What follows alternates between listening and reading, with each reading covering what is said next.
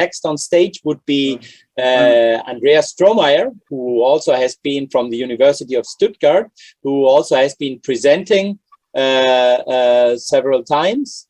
Colin, I think your screen is still, your PPT is still on the screen. You have to stop the screen sharing. I think, yes, that's done. Perfect. Hello, Andreas. Sorry that we can't see again in China, because you have been traveling to our real event in China already.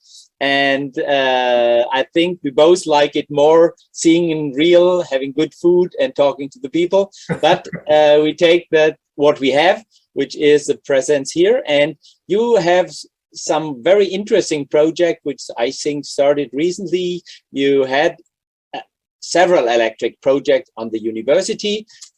If you try to share, or if you share your screen, then I would let you explain, because you know much better than me what you're working on.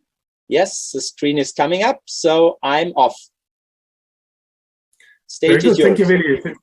Thank you for the introduction. You see my presentation mode there? Yes, yes, we see it fine. Very good.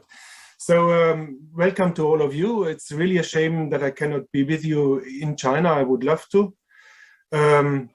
Funny enough, I think I just sit 2 kilometers away from Kalin, who is just in the same city, and we could have lunch together as a compensation.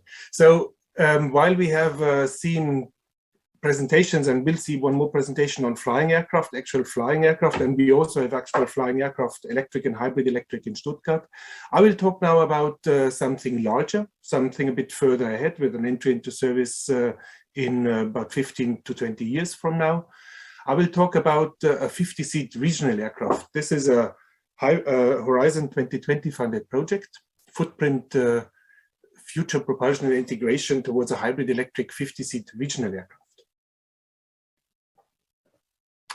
So I will talk about what do we want to do with this project, and then I will give you some insight in this small 15 minutes I have here for what we are doing right now, so the current status and what's still ahead of us in the coming year. The current time shows more than ever how much we need travel and aviation to have an exchange, to have meetings in person, something we did not have for the last almost 2 years now, not too much at least. So there is a need for travel, there is a need for aviation as a key component for development and resilience in the world, worldwide. And aviation is part and will be part of a worldwide intermodal transport network. On the other hand, and we are fully aware of this, and looking at the new German government, for example, also there, like in Europe, in Brussels, sustainability and climate change is a big topic. So clean aviation is required to support the sustainable development. In this context, we have Footprint 50, how we can contribute to this, both the mobility and sustainability with a hybrid electric 50-seat regional aircraft.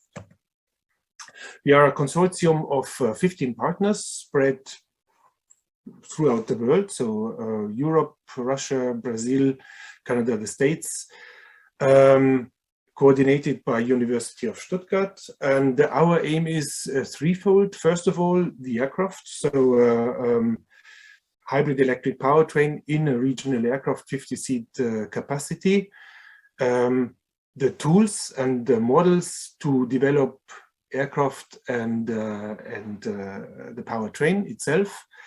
And then we have 3 technologies picked out of that, which is energy storage, which is energy harvesting, and thermal management. So we look at key technologies, we look also at the regulatory framework and at research infrastructures required to get this in as entry into service 2035. So 15 years from now, 14 years from now, we have to speed up to get this complex task achieved in this size of aircraft. So, of course, having designed and built aircraft before, an aircraft is more than just the hybrid electric powertrain, but of course, and we do all the development work for viable aircraft. But of course, this project is focused on the powertrain with energy storage, with energy harvesting, and with thermal management. And to achieve this goal, we work with model-based systems engineering, MBSE, and therefore we have put ourselves a mission statement. We will go through it briefly. So we want to develop a synergetic aircraft design, synergetic in a way that the integration of this powertrain has synergies with the airframe. Otherwise, what you will learn if you do work on these kind of aircraft, the more components you add, the more efficiency you might lose if you do not look for these synergies. So we want to develop a synergetic airframe, aircraft design for a commercial regional hybrid electric aircraft for 50 seats, entry into service 2035, 2040. And we want to identify the key enabling technologies and also a roadmap for the regulatory aspects. So there's also the certification aspect and the operational aspect, what regulations would be required for such kind of aircraft. This design shall help accelerate and integrate hybrid electric aircraft and technologies to achieve a sustainable competitive aviation growth. So we still want to grow, but this has to be sustainable and at the same time competitive. And we want to incentivize to speed up regulators, air traffic management, and energy suppliers to prepare for the challenge to come. Our aircraft, of course, leading in emissions and noise, safe, no doubt, it is still an aircraft, so operational safety is without compromise. We have to look for competitive operational cost, which is not a self-running task. So this we have to look how we can achieve. Operational improvements compared to current regional aircraft, and we want to also look at what is required, what changes are required to the current infrastructure, and there we want to limit. Current status of the work. Just briefly, we have looked, so we are in the second, so we have finished the second of 3 years. In the first year, we have looked into what do we want to build, so top level aircraft requirements. We have set out the requirements for the aircraft itself. We have set out environmental requirements, so emission reductions, noise reductions that could be requested from such an aircraft. We have defined specific flight missions, which will help us now that we are developing the aircraft, help us now for mission simulations. So different missions with specific tasks. So there's a design range, 400 kilometers is the range for our aircraft. But with our Russian partners, we have learned that 400 kilometers in this vast country is not really interesting or would not deliver to the real task. So there has to be the option to have also 800 kilometers. We have looked into missions with cold operations, hot and high missions, extreme cold operations. So we always have looked for city pairs that, that could have these extreme requirements. Mountainous terrain, that means a steep climb after takeoff and steep approach. Island operations, which means then that you would have to fly forth and back without refueling in case of no landing possible at the island. So we have to see how this can be done, and short takeoff and landing operations. Figures of merit. So if we develop the aircraft, how do we assess whether we have a good design or not, whether we achieve our targets? So we have tried to put the different evaluation aspects into a formula, a figure of merit that allows a full comparison. And the major factors are the emissions, are the cost, and also on the realization side, development, certification, and production aspects that we try to bring into this evaluation, which will finally define which way to go for such an aircraft that shall fly 2035. We also have defined a conventional aircraft for comparison, so a reference aircraft, where we have ported today's state of the art to 2040, and so conventional technologies but improved, so that we do a apples to apple comparison if we have our aircraft with a hybrid electric powertrain and all the synergies we try to bring into this airframe, so that we compare this to a future aircraft, not to today's aircraft or to an aircraft that's already 40 years old. In terms of aircraft design, what we have done so far, we have looked into 7 different powertrain architectures. What is a powertrain architecture? It starts from energy storage, where you could have batteries, hydrogen capacitors, so however you store your energy. Then power conversions, like combustion, like fuel cell, so different means of conversion. Distribution, also distribution in terms of voltage. We have seen an 800 voltage aircraft there at Diamond before.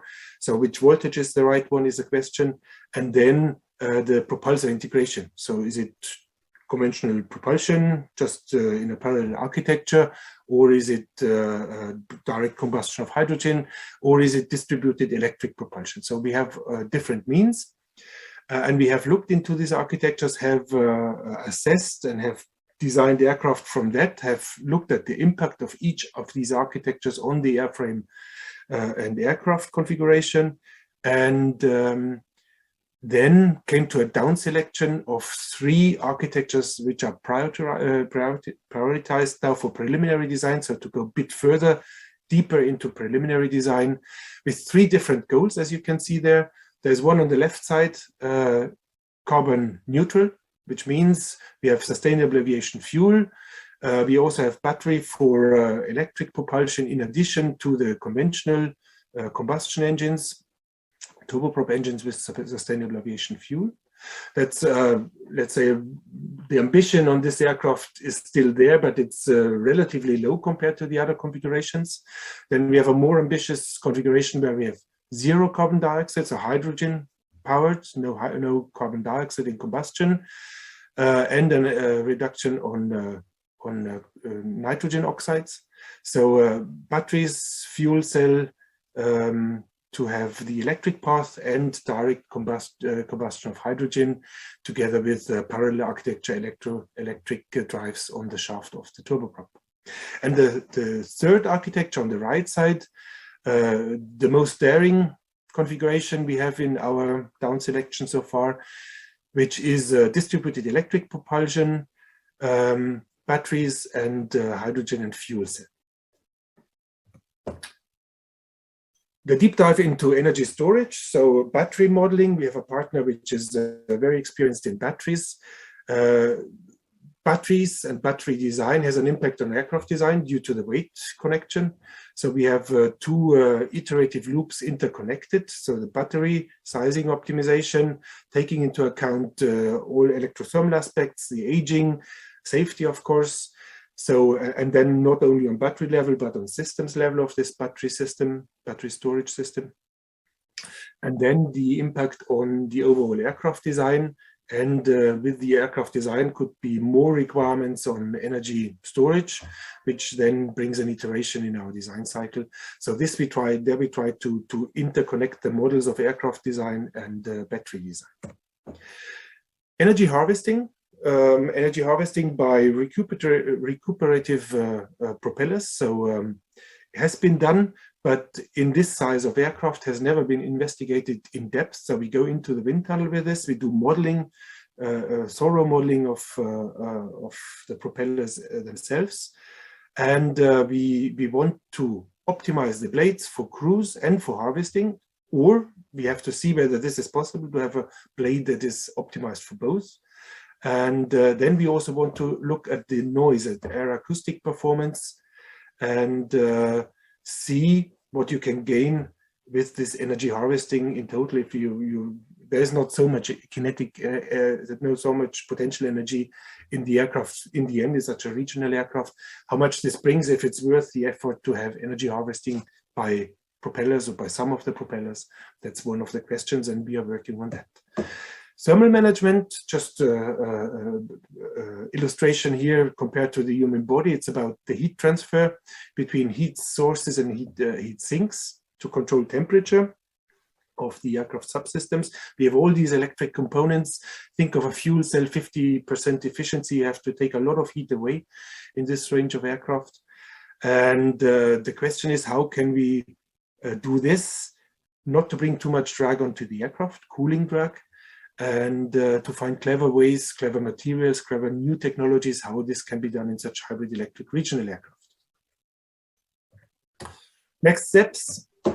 The one thing, as I said before, is the technology roadmap. So how to see what is the state of the art, for example, energy harvesting or batteries or fuel cells, what is state of the art there? What would we really need to have a viable, competitive product in 2035 or 2040? And to define the gap and to bridge, to provide solutions, how these gaps can be overcome. But again, it's not only about technologies, it's also about the framework in which such an aircraft will operate. So we have to look at the regulatory roadmap. For example, if we have an aircraft with hydrogen, all the regulations around operation with hydrogen and yeah, for example, emission requirements, and then the certification, the technological aspect of regulations. So high lift, takeoff speeds, maneuverability, redundancies, a lot of new questions with such a hybrid electric powertrain. And to come to a conclusion, clean aviation is what we all have to look for a sustainable regional development and resilience. We can think that with these 400 kilometers, we can have a new network of operations with shorter ranges, but smaller sized regional aircraft, electric, full electric, if it's commuter aircraft, but hybrid electric in this regional aircraft size. It is doable. We have to join efforts to get there. Clean aviation, as you might know, is one of the answers to this kind of problem. And we try to bring also our Footprint 50 results into this framework. Footprint 50, we will develop open reference architecture. So we will put all this in the network. The models and tools will be available to allow everyone to work with his own ideas in this topic. And then we focus on energy storage, energy harvesting, and thermal management in depth to get radically new innovative solutions there. And what we all have to learn, and that's why it fits into this session, we have to learn to scale from the aircraft we have seen from Kalin, from Diamond. We have to learn to scale and have to deal with the complexity, with the regulations and the integration, stepping from one class of aircraft to the next. Thank you.